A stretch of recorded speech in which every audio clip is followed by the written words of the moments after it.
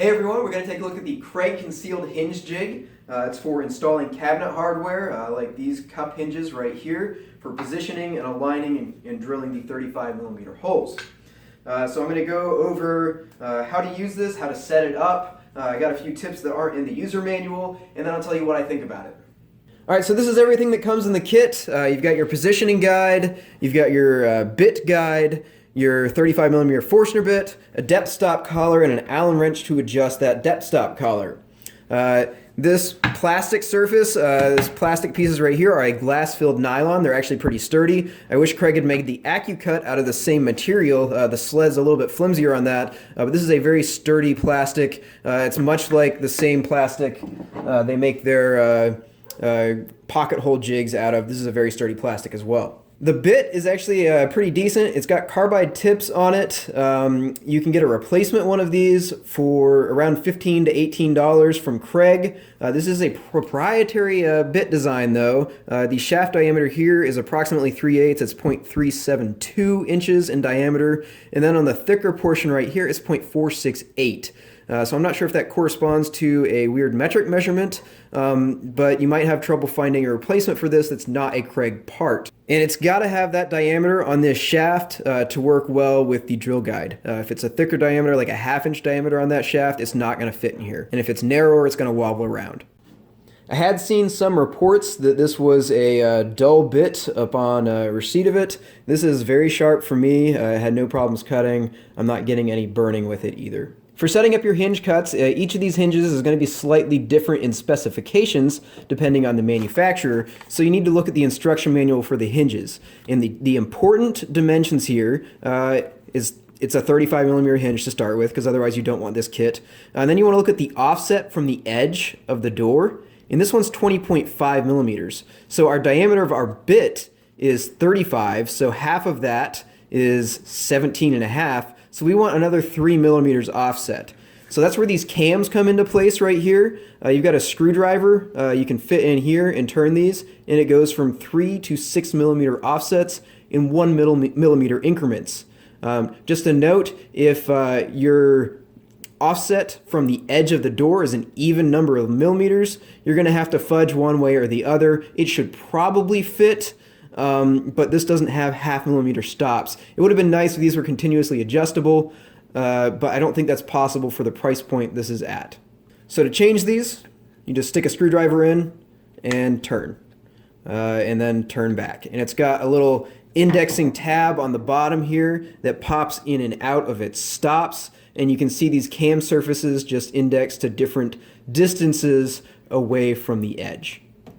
The other important number to note is how far apart these two holes are for the screws. Mine is conveniently 1 3/4 of an inch, which is 45mm. Most of these cup hinges are those, but if yours are a different offset, you're going to have to use a different guide than these little holes right here, because they're not going to be at the right position. And finally, the last thing you want to pay attention to is how deep is your cup hinge supposed to sit.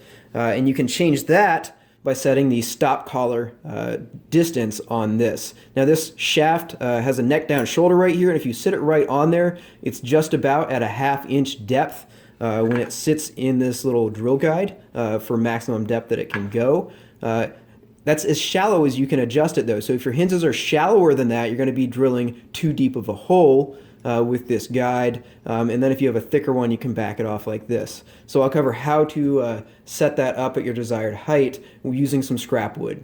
So the easiest way to set your depth stop collar on this is if you have 1/2 inch holes, you just simply butt it up against the shoulder right here and tighten down the set screw, and you've got a 1/2 inch depth that it will travel. But you've got to do that inside while it's inserted in the jig, because the stop collar traps it in that guide. Now if you don't have 1/2 inch deep holes, if they're supposed to be thicker than that or deeper than that, take some scrap material that's the same depth of the thickness that you need and hang it over the edge of your workbench. Then set your jig up against the edge of that and lower your bit down onto the work surface. And what you want to do is have the flat side of that carbide set on your workbench and the brad point hang off the edge, because you want the flat bottom of the hole, the depth you're looking for. So this is setting it up at the perfect depth of the material that it's resting on right now. So now all I have to do is tighten this down. There's no fidgeting with a tape measure or a micrometer or calipers trying to get it at the right depth. Now it's at the perfect depth for the thickness that I want to drill down, which is this scrap material that I have. So now that we've got the indexing cams set at the right distance and the stop collar set at the right depth, we're ready to test our cut on a scrap piece of material.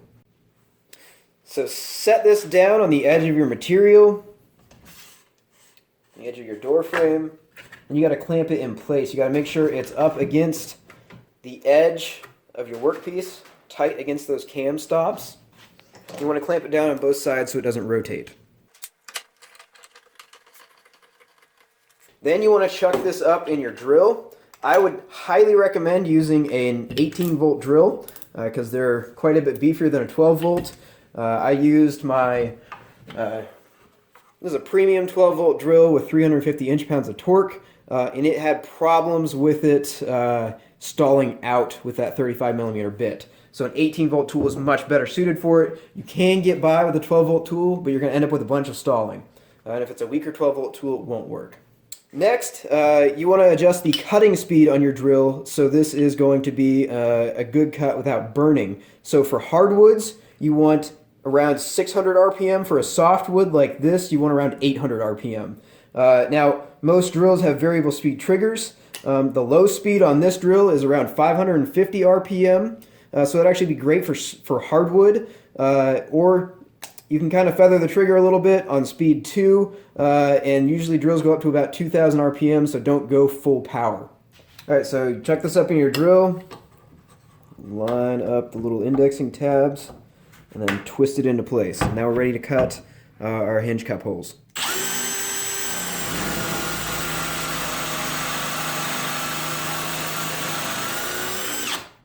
Now this does fill up with chips. The chip ejection is not great, so you're going to have to clear this out every time. I would just recommend a bench brush, or I use a little handheld blower like this.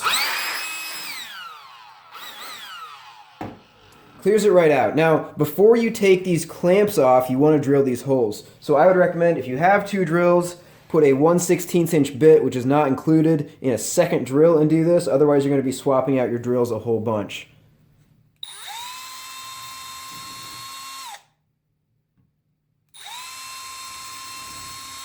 And you want to make sure you have this chucked up so it won't go through your material out the front of the door. Or you can put a piece of tape on it to stop the depth on it. Alright, now we've got that drilled, we can unfasten these clamps. Pop your hinge in, and there you go. It doesn't really matter where you put your cup hinges as long as they're distributed near the top and the bottom of the door. Just find the spot you want and mark a straight line across it on the back. Then with your jig, there's a little notch right here on both sides. Just line up that notch with your line.